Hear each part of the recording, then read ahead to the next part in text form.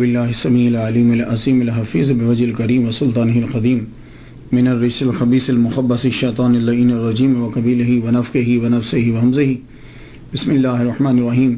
تمام نبیوں کے سردار حضرت محمد صلی اللہ علیہ وآلہ وسلم اور تمام مذاہب کے سردار دین اسلام کے پیروکاروں، سلام علیکم طبتم، رحمتیں اور برکتیں، صلاۃ و سلام سرکار کی ذات پر اور دنیا کے عظیم ماں باپ، حضور کے ماں باپ حضرت آمینہ اور حضرت عبداللہ۔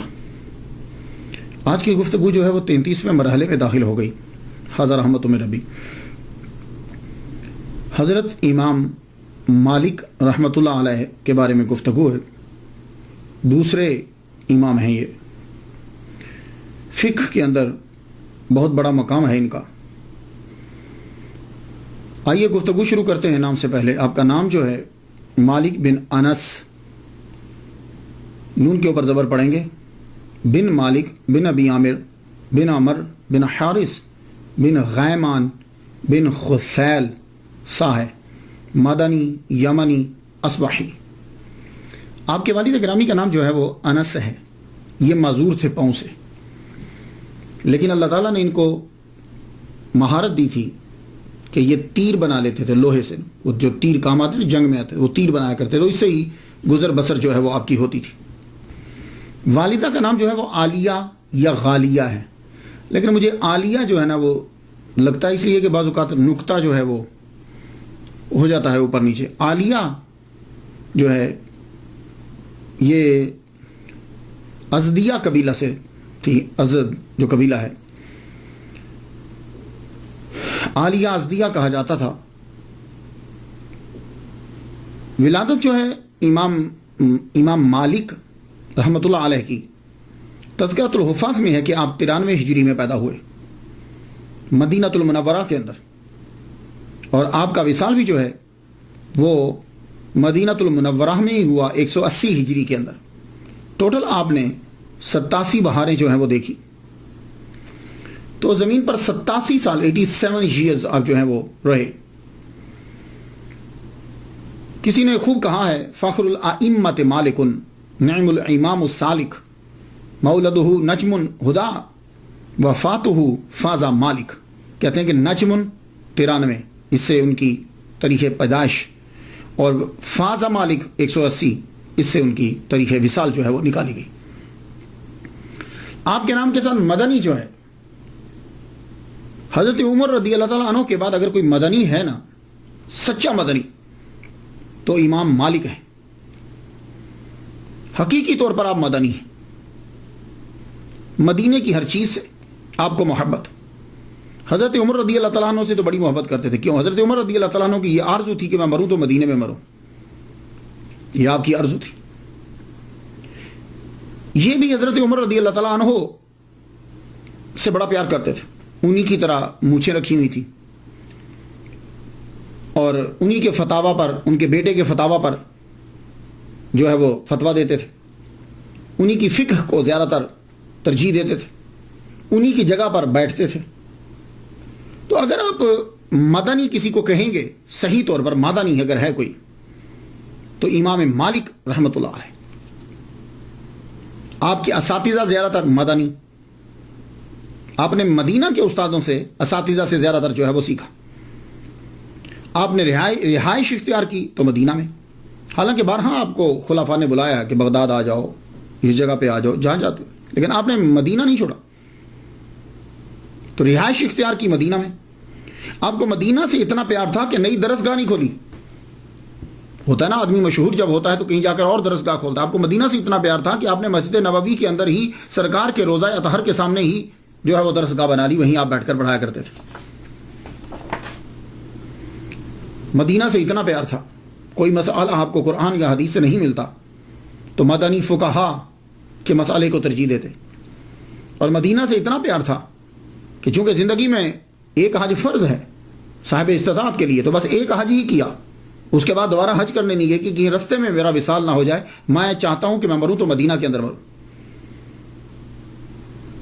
اور آپ کے پاس زبردست گھوڑے ہوتے تھے، خلفاء کی طرف سے آتے تھے، دوستوں کی طرف سے آتے تھے، آپ کا استبل میں شاندار گھوڑے ہوتے تھے، لیکن حرم مدینہ کے اندر وہ جو حدود ہوتی ہے نا، اس مدینہ کا حرم جو ہے، مدینہ کی جو حدود ہے، مدینہ سے میں پورا شہر نہیں، وہ جو حرم کی جو حدود ہوتی ہے، آپ اس کے میں کبھی بھی گھوڑے پر، میول پر، کبھی ڈنکی، کسی بھی گدھے پہ یا کسی کوئی بھی یعنی سواری کسی قسم کی تھی، آپ سوار نہیں ہوتے تھے.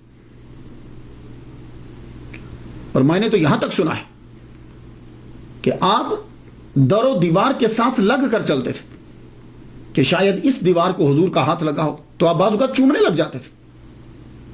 اور جب تک آپ کے اندر طاقت تھی آپ حرم مدینہ کے اندر رفع حاجت نہیں کرتے تھے، اس حرم کی حد سے نکل کر پھر جا کے کرتے تھے جب تک آپ تندرست رہے.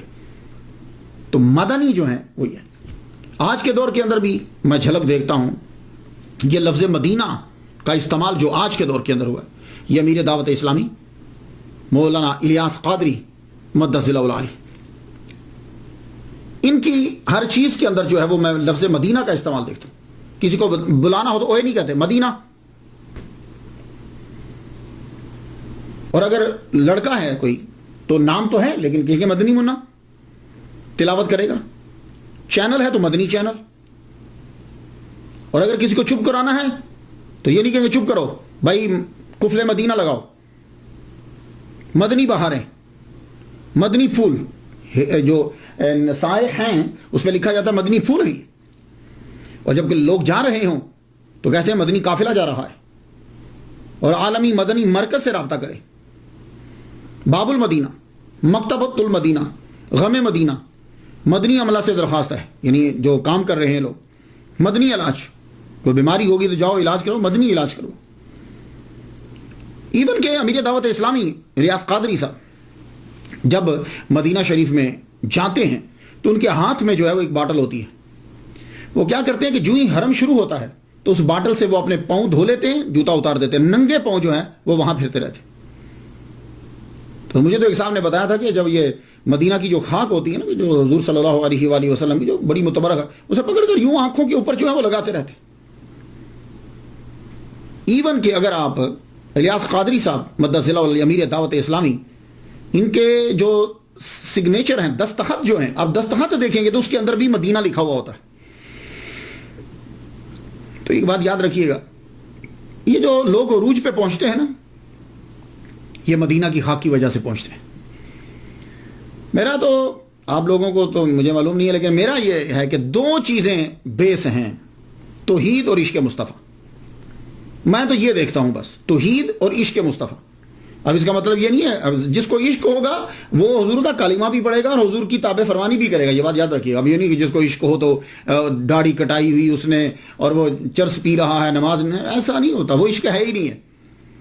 توحید اور عشق مصطفیٰ جس میں نظر آتا ہے ہم اس کے در کے سگ ہیں. یہ بات یاد رکھیے. تو اس لیے یہ جن لوگوں کو بھی اللہ تعالیٰ نے مرتبہ دیا ہے وہ مرتبہ مدینہ کی وجہ سے ملا.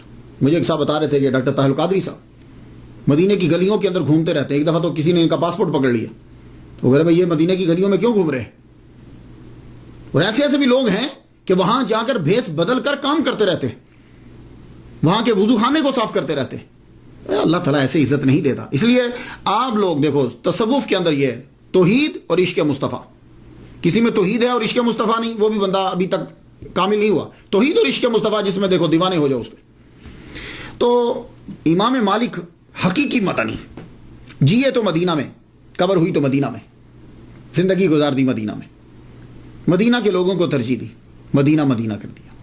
اور اصبحی، آپ کے نام کے ساتھ اصبحی بھی لگتا ہے. یہ یمن کا ایک قبیلہ ہے.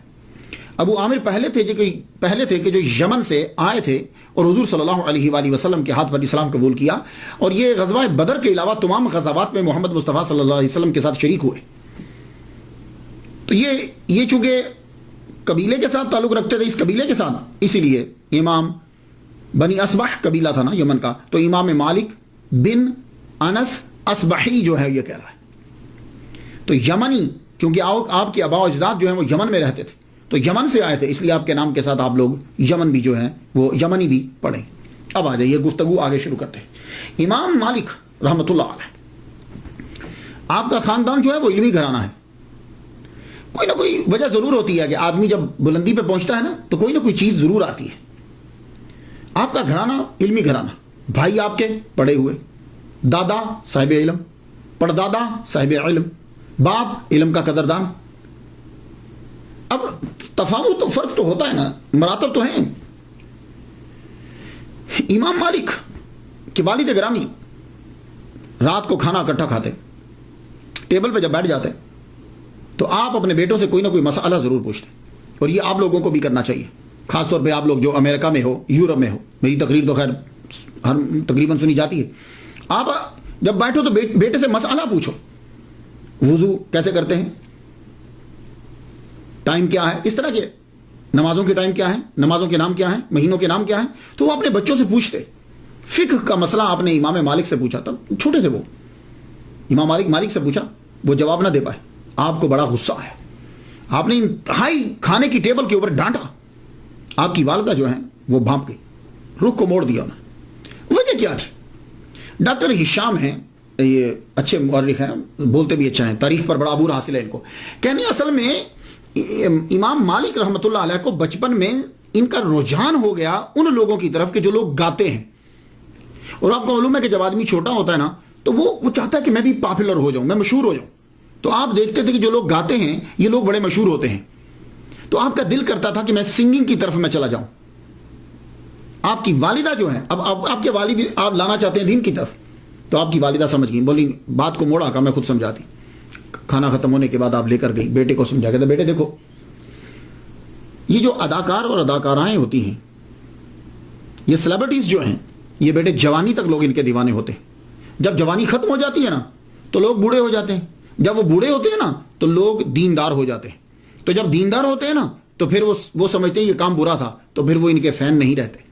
تو ان اداکاروں کا اور اداکاراؤں کا بڑھاپا انتہائی برا ہوتا ہے, اللہ معافی دے, کوئی آدمی ان کو پھر پوچھتا نہیں ہے. تو بیٹے وہ چیز سیکھو کہ تمہارے مرنے کے بعد بھی تمہارا نام زندہ رہے. بیٹے کے ذہن میں یہ بیٹھ گیا. تو مائیں جو ہوتی ہیں نا یہ بڑی زبردست کمال کی ٹیچر ہوتی ہیں. تو آپ کے ذہن میں بیٹھ, کہنے لگے ماں میں پڑھوں گا. تو والدہ ماجدہ عالیہ ازدیہ نے کیا کیا, آپ نے بیٹے کو غسل کروایا, کہا چل بیٹے نہاؤ.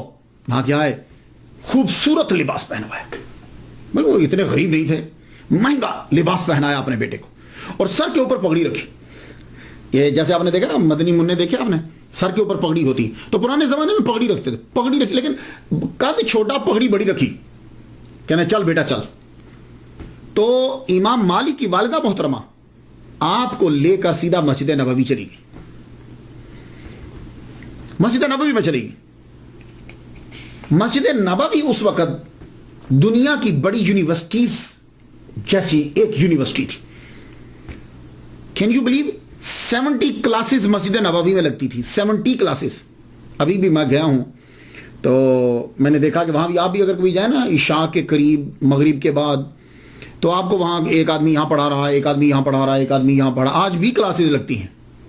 اس دور میں 70 کلاسز لگتی تھیں. آپ خود سوچئے 70 کلاسز لگی ہوئی ہیں اور مختلف سبجیکٹس جو ہیں وہ پڑھائے جا رہے ہیں. آپ اپنے بیٹے کو لیتے ہوئے سیدھا گئیں ربیعۃ الرعی رحمۃ اللہ علیہ کے پاس.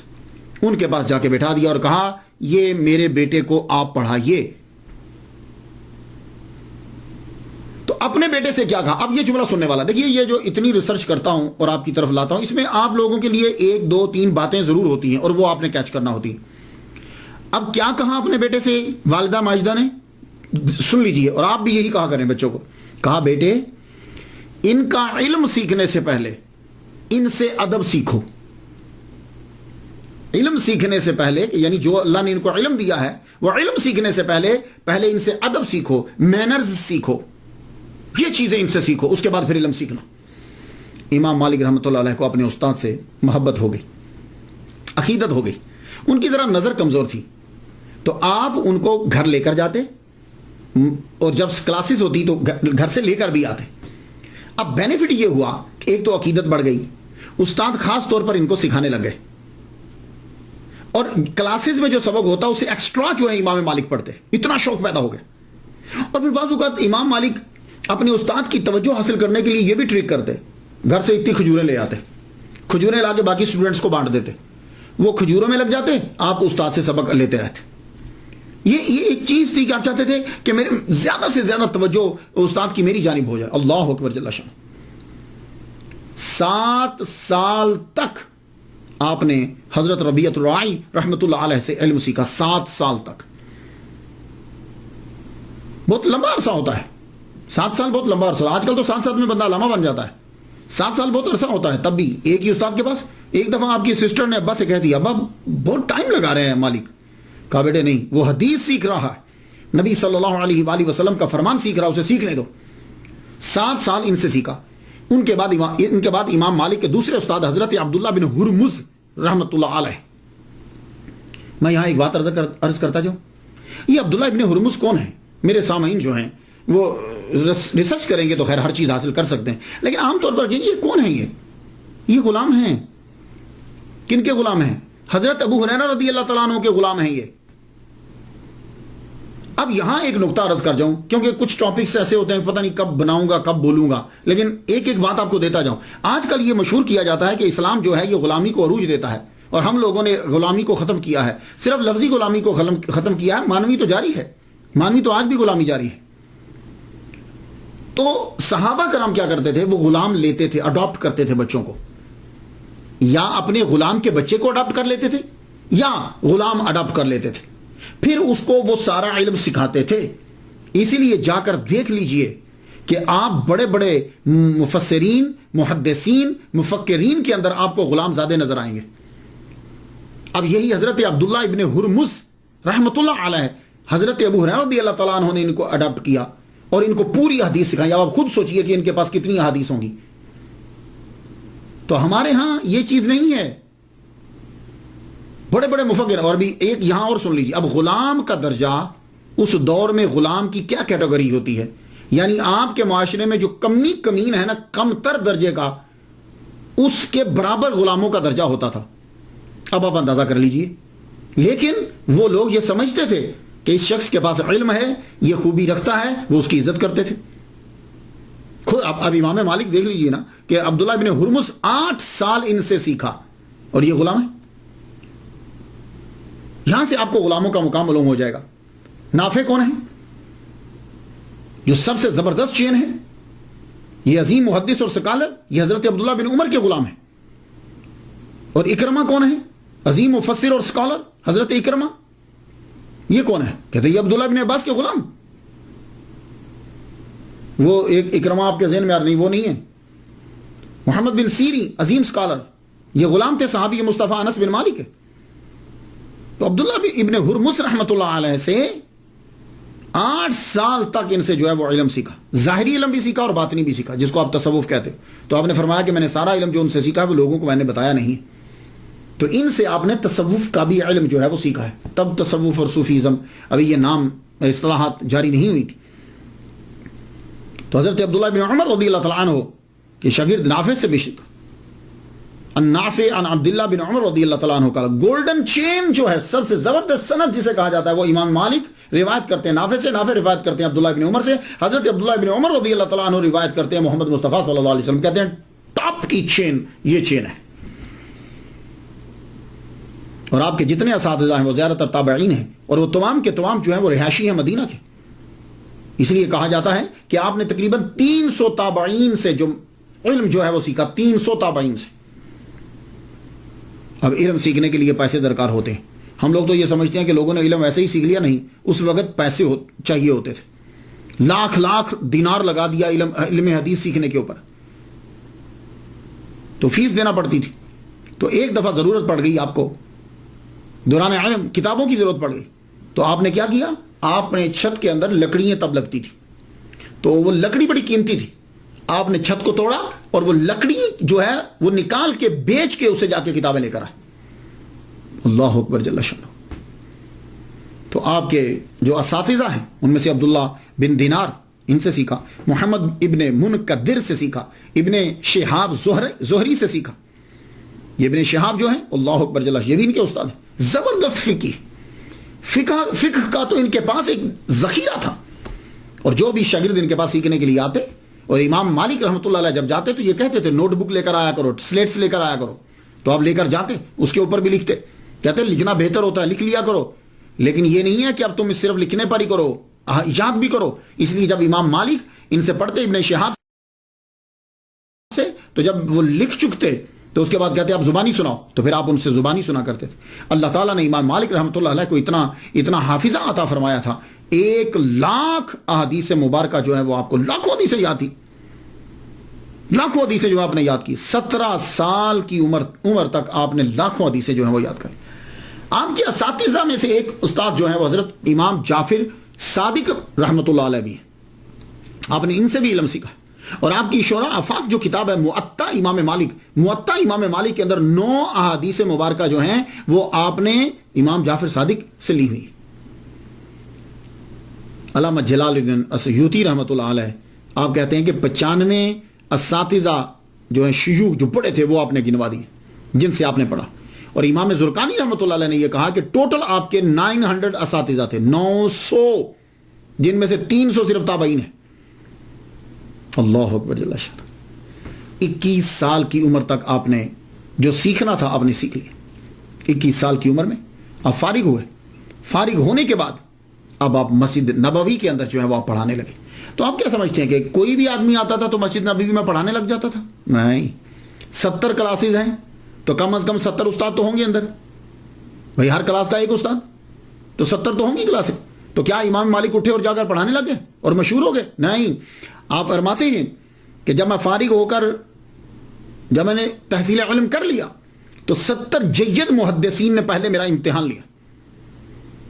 امتحان لیا تو ابو مصعب کہتے ہیں، یہ شاگرد ہیں کہتے ہیں کہ خود استاد نے مجھے فرمایا، کہنے لگے 70 جید محدثین نے میرا امتحان لیا، اور جب انہوں نے سمجھا کہ میں فتویٰ دینے کے قابل ہو گیا تو مجھے اجازت دے دی۔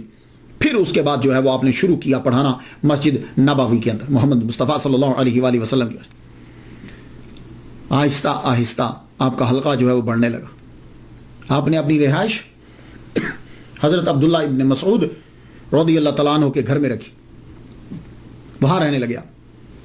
تو آپ نے وہ مکان مول نہیں لیا، رینٹ پہ لیا۔ خود تو عبداللہ بن مسعود رضی اللہ تعالیٰ عنہ تو کوفہ چلے گئے تھے، موو ہو گئے تھے، تو ان کے گھر کے اندر رہائش اختیار کی، رینٹ پہ ان کے رشتہ داروں کو کرایہ دیتے تھے، گھرنوز بیٹھ ہوا ہے۔ مسجد نبوی کے اندر آپ نے اپنی جگہ وہ بنائی کہ جہاں حضرت عمر رضی اللہ تعالیٰ عنہ بیٹھ کر پڑھایا کرتے تھے، اور حضرت عمر رضی اللہ تعالیٰ عنہ نے اس جگہ کو اختیار کیا تھا، وہاں محمد مصطفیٰ صلی اللہ علیہ وسلم بیٹھ کر پڑھایا کرتے تھے۔ سبحان اللہ، اس جگہ پہ آپ بیٹھتے، خاص جگہ بنائی گی لیکن اسی جگہ کے اوپر وہاں آپ پڑھاتے۔ آپ جب پڑھانے لگے تو آپ کے فتویٰ جو آپ فتاویٰ دیتے تھے تو آپ کے فتاویٰ مشتمل ہوتے تھے مدینہ کے فقہاء پر، یعنی حضرت عائشہ صدیقہ رضی اللہ تعالیٰ عنہ، حضرت عمر رضی اللہ تعالیٰ عنہ، حضرت عبداللہ ابن عمر رضی اللہ تعالیٰ عنہ، حضرت سعید ابن مسیب رحمۃ اللہ علیہ، یہ تابعی۔ تو ان کے فتاویٰ کے اوپر جو ہے وہ آپ جو ان سے سیکھا آپ نے وہ دیتے، یعنی مطلب کہ جو ان کا علم آپ تک پہنچا۔ اور آپ کا طریقہ یہ رہا، جمعہ کے دن، جس کو جمعہ بولتے ہیں، یہ جمعہ لفظ ہے قرآن مجید میں، جمعہ کے دن آپ اپنے جتنے طلباء آپ کے ہوتے آپ ان کو خاص طور پر کھانا پکاتے ان کے لیے، اور عام لوگوں کو بھی دعوت ہوتی، جو آ جاتا کھا لیتا۔ یہ جمعہ کے دن آپ کا طریقہ تھا۔ اور آپ کی جو کلاسز تھی اس کے اندر 2 طرح کے شاگرد ہوتے تھے، ایک تو مستقل طلباء اور ایک سالانہ طلباء۔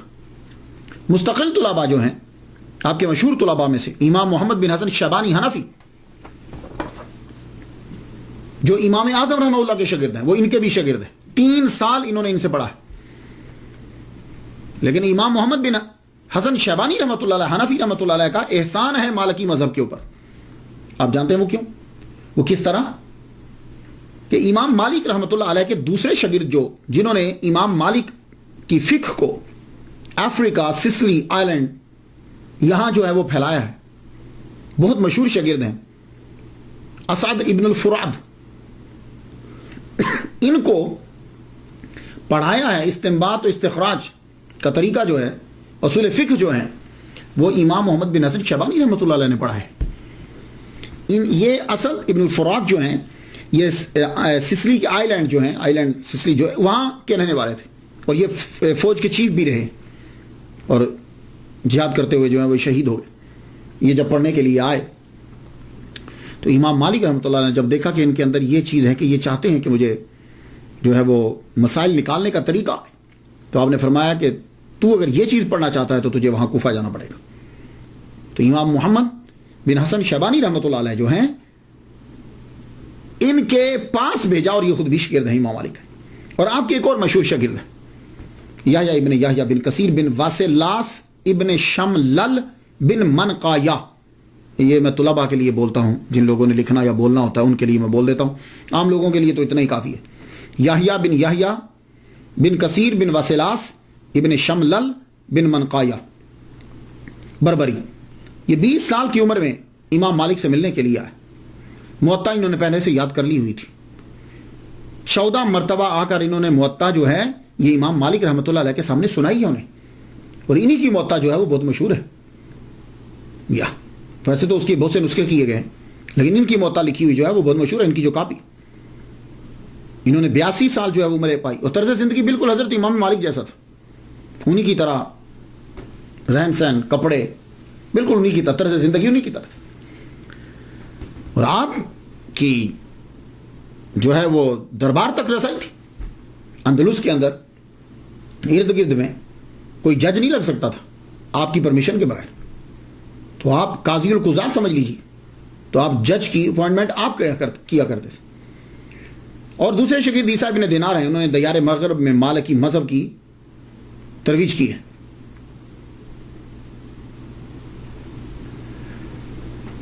اسی طرح امام مالک کے شاگردوں میں سے آپ کی بیٹی جو ہے وہ بھی ہے، آپ کی بیٹی فاطمہ، انہوں نے پوری موطا جو تھی وہ اپنے والد گرامی سے زبانی یاد کی ہے۔ آپ کے بیٹوں میں سے تو کوئی خیر ایسا نام نہیں آیا۔ ایک بیٹے سے آپ کہا کرتے تھے پڑھ لو، لوگ اتنی دور دراز سے مجھ سے پڑھنے کے لیے آتے ہیں، تم کیوں نہیں پڑھتے؟ تو ان کو بڑا شوق تھا یہ کبوتروں کا، کبوتر اڑانے کا، تو امام مالک 12 بلاتے تھے، آؤ یار مجھ سے پڑھ لو، ادھر نہیں، مجھے دلچسپی نہیں۔ لیکن آپ کی بیٹی جو ہیں انہوں نے پڑھا، موطا یاد کی، اور بعد میں لوگ جو ہیں، خاص طور پر عورتیں جو ہیں، وہ جب حدیث یاد کرتی تھی ان سے تصحیح کرواتی تھی، یا کسی اور کو بھی شک ہوتا تھا تو وہ آ کے پوچھتا تھا۔ یہ تو تھے وہ طلباء کے جو مستقل پڑھتے تھے، آئے اور رہے، 7 سال رہے، 3 سال رہے، 4 سال رہے۔ کچھ طلباء ہوتے تھے کہ جو امام مالک کے پاس پڑھنے کے لیے سالانہ آتے تھے۔ سالانہ مطلب کیا ہے؟ موسم حج میں وہ دور دراز سے حج کرنے کے لیے آتے، حج کرنے کے بعد مدینہ ضرور حاضری دیتے۔ مدینہ جب آتے تو امام مالک کی کلاسز ہوتی، ان کے اندر بڑے بڑے فقہا بیٹھتے تھے۔ امام مالک کو اللہ تعالیٰ نے بڑا عروج دیا۔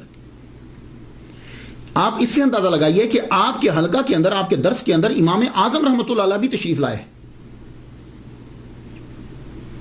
اس واقعے کو علامہ عبد الرحمن صفوری شافعی رحمۃ اللہ علیہ نے لکھا ہے نزہۃ المجالس کے اندر، اور ویسے بہت بڑے محدث جو ہیں علامہ عبد المصطفیٰ اعظمی رحمۃ اللہ علیہ، انہوں نے بھی اپنی کتاب روحانی حکایات کے اندر اسے لکھا ہے کہ امام اعظم رحمۃ اللہ علیہ جو ہے وہ ان کی محفل میں بیٹھ گئے، تو ان کو واقفیت نہیں تھی، ملاقات نہیں تھی، بیٹھے تو آپ کی نظر پڑی کہ نو کمر پہ ہے کہ نیا آدمی، پوچھنے لگے آپ کہاں سے ہیں؟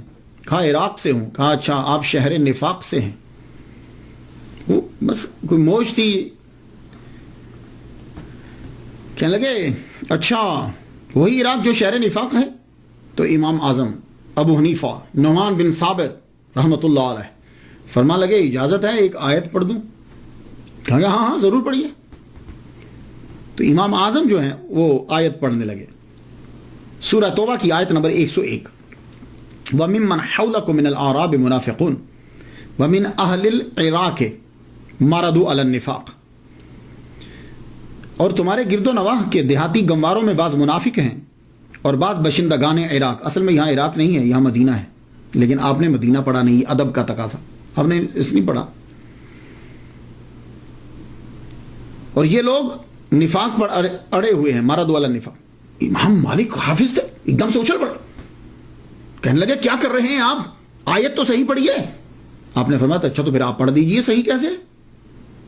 تو انہوں نے پڑھی وَمِمَّنْ حَوْلَكُم مِّنَ الْأَعْرَابِ مُنَافِقُونَ وَمِنْ أَهْلِ الْمَدِينَةِ مَرَضُوا عَلَى النِّفَاقِ۔ تو یہ اب جب یہ پڑھا تو اب ان کا چہرہ دیکھنے لگے، تو امام مالک بھی سمجھ گئے، کہنے لگے اب آپ ہی بتائیے کہ شہر نفاق والے کون ہیں؟ ہوئے امام مالک چونک پڑے۔ پھر انہیں بتایا گیا جناب یہ ابو حنیفہ ہیں، فقیہ عراق ہیں، اب ان کی دوستی ہوئی، پھر بعد میں آپ ان کے فتاویٰ منگوایا کرتے تھے، بلکہ ڈیوٹی لگائی ہوئی تھی کہ جو ان کی طرف سے فتاویٰ جاری ہوں وہ یہاں بھیجا کریں۔ تو یہ میں آپ کو مثال دے رہا ہوں کہ سالانہ طلباء بھی ایسے جو وہ قافلہ آیا، کچھ عرصہ رکا، ان سے علم حاصل کیا، اس کے بعد چلا گیا۔ امام مالک رحمۃ اللہ علیہ کی طرز زندگی، وہ بادشاہی میں فقیری کی ہے آپ نے۔ ماشاءاللہ اللہ تعالیٰ نے آپ کو بڑا لمبا قد دیا تھا، نیلی آنکھیں دیں آپ کی، حالانکہ عرب میں نیلی آنکھیں نہیں ہوتی، نیلی آنکھیں دیں آپ کی، بڑا خوبصورت چہرہ تھا، مہنگے ترین کپڑے، آپ جو بہترین ڈیزائنر تھے، یمن کے، ایجپٹ کے اور خراساں کے بہترین ڈیزائنر آپ کے کپڑا جو ہے وہ بیچتے تھے، وہاں سے کپڑا بن کر آتا تھا اور آپ پہنتے تھے۔ زیادہ تر کوشش ہوتی تھی کہ کپڑے کا کلر جو ہے وہ وائٹ ہو، آپ وائٹ کپڑا جو ہے پہنتے، خوشبو لگاتے، زبردست خوشبو لگاتے۔ اس کے بعد آپ نے ایک انگوٹھی رکھی پہنتے تھے آپ چاندی کی، اور اس کے اوپر کالے رنگ کا جو ہے وہ نگ تھا، اور اس نگ کے اوپر لکھا ہوا تھا حسبنا اللہ و نعم الوکیل، یہ لکھا۔ اور آپ کی مونچھیں جو ہیں وہ بڑی تھی، حضرت عمر رضی اللہ تعالیٰ عنہ کی بھی مونچھیں بڑی تھی، یہاں سے آپ رکھ کے کاٹ دیتے تھے، مونڈواتے نہیں تھے مونچھیں آپ۔ پوچھا گیا امام مالک سے کہ آپ مونچھیں کیوں نہیں مونڈواتے؟ کہنے لگے یہ مونچھیں مونڈ دینا مسئلہ بنانے کے مترادف۔ تو حضرت عمر رضی اللہ تعالیٰ عنہ بھی جب کبھی کوئی مشکل مسئلہ آتا تو آپ یوں مونچھ کو پکڑ کے تاؤ دیتے تھے، اسے تاؤ دینا کہتے ہیں، یوں کرنا۔ تو سیم حضرت امام مالک بھی کرتے تھے، جب کبھی کسی مسئلے کو سوچ رہے ہوتے تو یوں آپ مونچھ کو پکڑ کے آپ بھی تاؤ دیا کرتے تھے۔ تو یہاں سے بڑی تھی، یہاں رکھ کے نا مثال تو یوں کاٹ دیا کرتے تھے۔ اللہ اکبر جل شان۔ اور آپ جس گھر میں رہتے تھے اس گھر کے دروازے پہ آپ نے لکھا تھا، اور یہ اگر آپ کو بھی موقع ملے تو ضرور لکھیے گا۔ یہ سورہ کہف کی آیت نمبر جو ہے وہ 39 ہے، اس کا ایک حصہ ہے یہ۔ تو آپ نے جس گھر میں رہتے تھے، حضرت عبداللہ بن مسعود کا تھا، تو وہاں باہر لکھوایا ہوا تھا وَلَوْلَا إِذْ دَخَلْتَ جَنَّتَكَ قُلْتَ مَا شَاءَ اللَّهُ۔ تو یہ باقی تو چھوڑ دیا ہے، لیکن اکثر ہم ماشاء اللہ جو ہے وہ گھروں کے دروازے پہ ضرور لکھواتے، تو آپ بھی ماشاء اللہ جو ہے وہ ضرور لکھوایا کریں۔ اور جب تو اپنے باغ میں داخل ہوا تو نے کیوں نہیں کہا ماشاء اللہ لا قوت الا باللہ؟ اور جب نماز پڑھنے کے لیے امام مالک رحمہ اللہ جاتے مسجد میں تو ایک رومال لے کر جاتے ساتھ، نرم سا نا رومال، نرم سا ہاتھ میں جو تھا رومال لے کر جاتے۔ کسی نے پوچھا جو نماز پڑھنے جاتے ہیں تو یہ رومال کیوں لے کر جاتے ہیں؟ فرمانے لگے اس رومال کو رکھ کے سجدہ کرتا ہوں اوپر۔ پوچھا کیوں؟ تو زمین پہ کرے نا۔ کہنے لگے پھر وہ یہاں محراب بن جاتا ہے، تو میں نہیں چاہتا کہ لوگ یہ میرا کالا نشان دے کے کہیں کہ وہ دیکھو بہت بڑا زاہد آ رہا ہے، تو میں یہ رومال نیچے رکھتا ہوں تاکہ اوپر ماتھا رکھوں تو وہ نشان نہ بنے۔ اللہ اکبر۔ اور یہ جو مشہور ہے کہ آپ بڑے نفیس کپڑے پہنتے تھے، بڑے مہنگے کپڑے پہنتے، یہ بات بہت مشہور ہے، بہت مہنگے کپڑے پہنتے تھے۔ ایون کہ ہمارے پیر جو ہیں عبد القادر گیلانی رحمۃ اللہ، وہ بھی بہت مہنگے کپڑے پہنا۔ اولیاء کرام کا اور صوفیہ کرام کا ایک گروپ ایسا ہے کہ جو کہتے ہیں کہ یہ قرآن سے بھی ثابت ہے، حدیث مبارکہ سے بھی ثابت ہے کہ اللہ تعالیٰ نے جب کسی کو دیا ہو تو اس کا اظہار جو ہے وہ اس کے لباس سے ہونا چاہیے، اس کے کپڑوں سے ہونا چاہیے۔ اب یہ ایک علیحدہ ٹاپک ہے، میں جانا نہیں چاہتا، آپ سمجھ گئے ہوں گے۔ تو امام مالک بھی انہی میں سے ہیں کہ جب اللہ تعالیٰ نے دیا ہے تو اللہ تعالیٰ کی نعمت کا شکر ادا کرنے کے لیے تمہیں وہ چیزوں کا استعمال جو ہے وہ کرنا چاہیے۔ امام مالک کا فلسفہ یہ تھا کہ زہد کپڑوں کے اندر نہیں ہوتا، زہد جو ہے وہ دل کی ایک کیفیت کا نام ہے، تو اس لیے یہ ضروری کہ پھٹے پرانے کپڑے جو ہیں وہ پہنے جائیں۔ دوسری وجہ یہ ہے کہ امام مالک محمد مصطفیٰ صلی اللہ علیہ وآلہ وسلم کی حدیث مبارکہ کا بڑا احترام کرتے تھے، بہت احترام کرتے تھے۔ آپ اندازہ اس بات سے لگا لیجئے کہ امام مالک رحمۃ اللہ علیہ نے جب حدیث پڑھانا ہوتی تھی تو ایک نشست کے لیے آپ غسل فرماتے تھے، کپڑے پہنتے، خوشبو لگاتے، ایون کہ آپ کی محفل میں جہاں حدیث پڑھائی جاتی تھی وہاں اور لبان جو ہے وہ سلگایا جاتا تھا۔ تو آپ جو ہے اتنا، اور اگر بیچ میں نشست میں وقفہ پڑ گیا، یعنی کوئی سی جگہ چلے گئے یا گھر چلے گئے، اس کے بعد کسی نے پھر کہا کہ مجھے حدیث سنا دیجئے، مسئلہ نہیں حدیث، تو آپ دوبارہ سے پھر شاور لیتے اور کھڑے ہو کر کبھی حدیث مبارکہ نہیں پڑھتے تھے، کہتے تھے بے ادبی ہے۔ تو ایک خاص جگہ بنائی ہوئی تھی حضور صلی اللہ علیہ وسلم کے روضہ کے پاس، وہاں آپ بیٹھتے، خوشبو سلگائی جاتی، اس کے بعد جو ہے وہ آپ شروع کر دیتے۔ اور اتنا احترام تھا کہ آپ جب تک احادیث بیان کرتے رہتے آپ پہلو نہیں بدلتے تھے۔ آپ نے دیکھا نا، ہم جب کبھی اسٹیج پہ بیٹھتے ہیں تو 4 زانوں ہیں تو 2 زانوں ہو جاتے ہیں، 2 زانوں ہیں تو 4 زانوں ہو جاتے ہیں، پہلو بدلتے رہتے ہیں۔ آپ کو اگر کوئی کیڑا کاٹتا بھی تھا اسکارپین کبھی ایک دفعہ کاٹا بھی تو آپ نے پہلو نہیں بدلا، بے ادبی ہے سرکار. تو آپ اس لیے نفیس کپڑے جو ہے وہ پہنتے تھے کہ محمد مصطفیٰ صلی اللہ علیہ وآلہ وسلم کی حدیث مبارکہ جو ہے وہ بیان کرنی. اب سوال یہ ہے کہ آپ کے پاس پیسے کہاں سے آتے تھے؟ تو آپ کے پاس پیسوں کے 3 ذرائع تھے آمدن کے. پہلا ذریعہ یہ تھا کہ آپ کے والد گرامی کی طرف سے آپ کو 100 دینار ملے تھے. اس کے علاوہ آپ کے پاس خود بھی پیسے تھے. آپ وہ پیسے جو ہیں وہ آپ نے اپنے بھائی کو دیے. آپ کے بھائی جو ہیں انہوں نے بزنس میں ان پیسوں کو لگایا. تو وہ بزنس میں جو وہ پیسے لگائے تو اب وہاں سے پارٹنرشپ جو تھی اس سے آپ کو کچھ آمدن ہو جاتی. ایک دوسرا جو ہے وہ کیا تھا کہ دوسرا آپ کے جو ہم مکتب تھے اور دوست تھے لیث ابن سعد، آپ کے دوست تھے لیث بن سعد، بڑے امیر تھے. یہ آپ کو اکثر وقتاً فوقتاً جو ہے وہ آپ کی مالی مدد جو ہے وہ کیا کرتے تھے. آپ ان کی مدد کو، کیونکہ یہ امیر تھے تو آپ ان کی مدد کو قبول کر لیتے تھے. بعض اوقات تو ایسا ہوتا کہ لیث بن سعد جو ہے جتنے بھی مدینہ کے لوگ آپ کے ساتھ رہے یا کبھی ملاقات ہوئی سب کے لیے تحائف بھیج دیا کرتے تھے. تیسرا ذریعہ یہ تھا آمدن کا آپ کے پاس، وہ ذریعہ تھا خلیفہ منصور کے ساتھ آپ کی بڑی اچھی دوستی تھی. آپ خلیفہ منصور کے تحائف کو قبول کر لیتے تھے. امام اعظم اور امام احمد بن حنبل اور امام مالک، یہ ان میں جو ہے یہ 2 گروپ ہے کہ امام اعظم اور امام احمد بن حنبل نہ خلیفہ کا تحفہ قبول کرتے تھے نہ عوام کا. امام مالک جو ہیں یہ عوام کا تحفہ قبول نہیں کرتے تھے، خلیفہ کا کر لیتے تھے. اس کی وجہ کیا ہے؟ کہتے تھے کہ یہ چینل جو ہے یہ سیدھا رہنا چاہیے. اگر ہم ان کے ساتھ تعلقات بہتر نہیں کریں گے تو پھر ہم تبلیغ کس طریقے سے کریں گے، ان کو نصائح کس طرح کریں گے. تو یہی وجہ تھی کہ خلیفہ منصور آپ کا بڑا احترام کرتا تھا، بڑی عزت کرتا تھا. اور اس نے چونکہ امام مالک جو ہیں ایٹ اے ٹائم مفتی مدینہ اور مفتی مکہ دونوں تھے، تو اس نے گورنر سے یہ کہہ رکھا تھا کہ جب بھی تم کوئی لا پاس کرو تو سب سے پہلے وہ امام مالک کو دکھا لیا کرو. اگر یہ پاس کر دیں تو لاگو کر دیا کرو، اگر یہ پاس نہ کریں تو لاگو نہیں کرنا. یہی وجہ ہے کہ مکہ اور مدینہ کے دونوں گورنر جو ہیں وہ امام مالک سے ڈرتے تھے.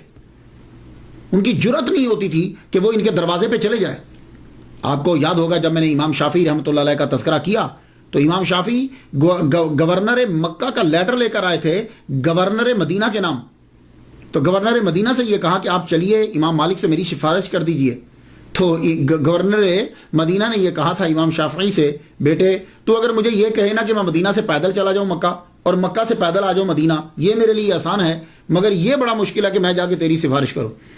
اور امام شافعی کہتے ہیں کہ میں اور گورنر مدینہ کتنی دیر تک امام مالک کے دروازے پہ کھڑے رہے، بڑی دیر کے بعد وہ واپس آئے. اب اس سے اندازہ لگائیے کہ امام مالک کا کتنا دبدبہ تھا. تو وہ یہ چاہتے تھے کہ یہ چینل جو ہے یہ برقرار رہے. امام مالک رحمۃ اللہ علیہ لوگوں کے سامنے مل کر کھانا نہیں کھاتے تھے، وہ کھانا گھر میں کھاتے تھے. قرآن مجید کی ایک آیت میں پڑھ رہا تھا، آپ بھی سن لیجیے. سورہ نور کی آیت نمبر 61 ہے، اس کا ایک حصہ ہے لیسا علیکم جناح ان تاکلوا جمیعا او اشتاتا، تم پر اس بات میں کوئی گناہ نہیں کہ تم سب مل کر کھاؤ یا الگ الگ کھا لو. خیر کچھ تو کہتے ہیں کہ اس سے مراد یہ ہے کہ ساروں کے ساتھ مل کر کھانا یا ایک گروپ کے ساتھ مل کر کھانا. خیر تفسیریں تو بہت ساری ہیں. میں یہ کرنا چاہوں گا کہ کچھ علماء کے لیے جو ہے نا وہ ہو جاتا ہے ایسا کہ وہ اب جب کھاتے ہیں تو لوگ معلوم ہے کیا سمجھتے ہیں، پھر لوگ اس کو بجائے اس کے کہ اس کی عاجزی سے اچھا فائدہ اٹھائیں وہ اس کی عاجزی سے برا فائدہ اٹھانے لگ جاتے ہیں. بعض اوقات ایسا ہوتا ہے. امام مالک رحمۃ اللہ علیہ کی سب سے بڑی کرامت جو ہے وہ ان کی کتاب موطا ہے. اکثر ہم موطا بول دیتے ہیں، میں آپ کی غلط نہیں نکالتا، لیکن یہ ہوتا ہے کہ میں وہ لفظ بول دیتا ہوں. کبھی بعض اوقات میں بھی میرے معاشرے میں جو الفاظ میں نے سیکھے ہیں میں بھی وہی بولتا ہوں، جبکہ مجھے معلوم ہوتا ہے کہ اس کا اصلی پروننسیشن یہ ہے، لیکن میری زبان سے وہی نکلتے ہیں. تو موطا جو ہے یہ اس میں مفعول کا صیغہ ہے، تو موطا امام مالک ہم بول دیتے ہیں، لیکن موطا بولیں جب کبھی آپ تقریر کر رہے ہوں. خلیفہ منصور عباسی نے کہا ایک دن، یہ کہا کہ آپ کو اتنی احادیث مبارکہ یاد ہیں تو آپ وہ تمام احادیث کو جمع کر کے ایک کتاب تالیف کیوں نہیں کر دیتے؟ وہ کتاب تالیف کر دیں تاکہ بعد میں آنے والوں کے لیے آسانی ہو جائے، یا جو آدمی آپ کے سامنے پڑھتے ہیں ان کے لیے آسانی ہو جائے. تو پھر حضرت امام مالک رحمۃ اللہ علیہ نے کتاب جو ہے وہ لکھنی شروع کی. 1,00,000 احادیث مبارکہ میں سے اللہ اکبر جل شانہ 10,000 احادیث مبارکہ کا انتخاب کیا آپ نے. 10,000 کے بعد پھر اور کم ہوتی چلی گئی. تو یہ موطا جو ہے نا یہ اس میں مفعول کا صیغہ ہے. یہ نام ہی بتاتا ہے کہ بڑی چیکنگ ہوئی اس کتاب کی. موطا کا معنی ہوتا ہے روندا ہوا، تیار کیا ہوا، نرم و سہل بنایا ہوا. یہ نام بتا رہا ہے کہ اس پہ بڑی ریسرچ ہوئی. انظار رقیقہ جو ہے اس کے اوپر اور دقیقہ اس کے اوپر لگی رہی. کل روایات کی تعداد کہتے ہیں کہ 1,720 ہے. 600 مسند ہیں، 222 مرسل ہیں، 617 موقوف ہیں، 275 اقوال تابعین ہیں۔ آپ لکھتے ہوئے کیا کرتے تھے کہ پہلے آپ ایک عنوان بناتے تھے، عنوان بنانے کے بعد اسے ثابت کرنے کے لیے حدیث مسند لاتے۔ مسند وہ حدیث ہوتی ہے کہ جس کے تمام راوی چلتے جائیں، بیچ میں کوئی مس نہ ہو، سب راوی جی سیدھا وہ راوی حضور پاک صلی اللہ علیہ وسلم تک پہنچے۔ کیسے پہنچے؟ یعنی حضور پاک، صحابی، تابعی، تبا تابعین، اس طرح سے، یہ نہیں کہ کوئی اور بندہ بیچ میں ڈال دے، یہ ہے ترتیب۔ مسند حدیث اگر آپ کو نہ ملتی تو مرسل لے کر آتے۔ مرسل حدیث کسے کہتے ہیں؟ حدیث مرسل وہ ہوتی ہے کہ تابعی یہ کہے کہ میں نے حضور پاک صلی اللہ علیہ وسلم سے سنا، اور وہ صحابی کا نام بیچ میں سے ساکت کر دے، کئی ریزنز ہو سکتی، وہ ساکت کر دے۔ تو مرسل نہ ملتی تو آثار صحابہ کی طرف رجوع کرتے، اور ان میں حضرت عمر اور عبداللہ ابن عمر رضی اللہ تعالیٰ عنہما ان کے فتاوی کو جو ہے وہ ترجیح دیا کرتے تھے۔ تو یہ کتاب جو ہے یہ مکمل ہوئی، لکھی گئی۔ بعض کہتے ہیں کہ جب آپ کتاب لکھ رہے تھے تو بہت سے لوگوں نے یہ کہا کہ آپ کتاب کیوں لکھ رہے ہو، اور بھی لوگ بھی تو لکھ رہے ہیں۔ آپ نے فرمایا میں اللہ کے لیے لکھ رہا ہوں۔ تو کہا کیسے پتہ چلے گا، کہاں پتہ چل جائے گا؟ تو آپ نے جب موطا لکھ لی تو لکھنے کے بعد آپ نے اس کو پانی کے اندر جو ہے وہ ڈالا، ساری کتاب پانی کے اندر ڈوبی، اس کے بعد آپ نے موطا امام مالک باہر نکالی تو کسی بھی کاغذ کے اوپر پانی جو ہے وہ نہیں تھا، ایسے ہی تھا جیسا کہ اس کو بالکل طاق میں رکھ کے نکالا ہے، نہ کہ پانی۔ تو موطا امام مالک کو سرکار صلی اللہ علیہ وسلم کی جانب سے بھی منظوری جو ملی کہ سرکار کے فرامین ہے، سرکار کا فرمان ہے، اللہ اکبر جل شانہ۔ تو موطا جو ہے اس کے نسخے بہت سارے ہیں، 30 سے زیادہ کہتے ہیں اس کے نسخے لکھے گئے ہیں، لیکن یحییٰ بن یحییٰ کا موطا جو ہے یہ بڑا مشہور ہوا۔ انہوں نے جو اس کی کاپی لکھی ہے، جو دنیا میں آتا ہے آخر اس کو جانا تو ہوتا ہی ہے۔ امام مالک کے اوپر بھی وہ مرحلے آئے جو بڑے بڑے لوگوں کے اوپر مرحلے آتے ہیں۔ کہتے ہیں، اب گاڈ نوز بیٹر کہاں تک سچا ہے، کہتے ہیں کہ آپ کو بہت مارا بھی گیا، آپ کو بہت پیٹا گیا، اتنا پیٹا گیا کہ بعد آپ کا یہ جوڑ جو ہے یہ اکھڑ گیا، آپ کا یہ جوڑ اکھڑ گیا، آپ کے ہاتھوں کے اوپر جو ہے وہ مارا گیا۔ اللہ اکبر جل شانہ، اللہ اکبر جل شانہ۔ طبیعت آہستہ آہستہ جو ہے وہ آپ کی قلیل ہوتی گئی۔ 87 ایئرس، 87 سال آپ نے یہاں زمین کے اوپر جو ہے وہ گزارے۔ آخر ربیع الاول کے مہینے کے اندر آپ جو ہے وہ بیمار ہوئے۔ تو یحییٰ بن یحییٰ جو آپ کے بڑے مشہور شاگرد ہیں اور بڑے محبوب شاگرد ہیں، وہ آپ کے پاس اور بار بار آتے جاتے ہیں کہ تاکہ استاد کی نظر میرے اوپر پڑ جائے۔ اور یحییٰ بن یحییٰ کہتے ہیں کہ 130 علماء فقہا وہاں جمع تھے، اور ہر ایک کی یہ آرزو تھی کہ ان کی نظر ہمارے اوپر پڑ جائے۔ آخرکار امام مالک رحمۃ اللہ نے اپنی آنکھیں کھولی، یحییٰ بن یحییٰ کو اپنے پاس بلایا، اور یہ بات سن لیجئے، یہ زبردست جملہ ہے، یہ خاص طور پر علماء کے لیے اور طلباء کے لیے خاص جملہ آپ نے امام مالک نے جو بول دیا۔ آپ فرماتے ہیں کسی شخص کو، یہ یحییٰ بن یحییٰ سے کہہ رہے ہیں آخر میں جب دنیا سے رخصت ہونے لگے، کسی شخص کو نماز کے مسائل بتلانا روئے زمین کی تمام دولت کو صدقہ کرنے سے بہتر ہے۔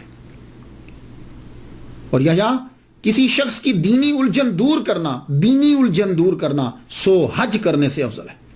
یحییٰ بن یحییٰ کہتے ہیں کہ اس کے بعد آپ نے کوئی گفتگو نہ کی اور آپ کا وصال ہو گیا۔ 10، 11 یا 14 ربیع الاول کو 179 ہجری میں آپ کا وصال ہوا، اور یحییٰ بن یحییٰ مصمودی جو ہیں رحمۃ اللہ علیہ، انہوں نے تجہیز و تکفین کا انتظام کیا، اور آپ کی قبر مبارک آج بھی جنت البقیع کے اندر آپ کی قبر مبارک ہے۔ تو پہلے آپ کی قبر مبارک کے اوپر گنبد تھا۔ یہ ذرا پکچر دیکھیے گا، اس پکچر کے اندر 7 نمبر ذرا ڈھونڈیے گا۔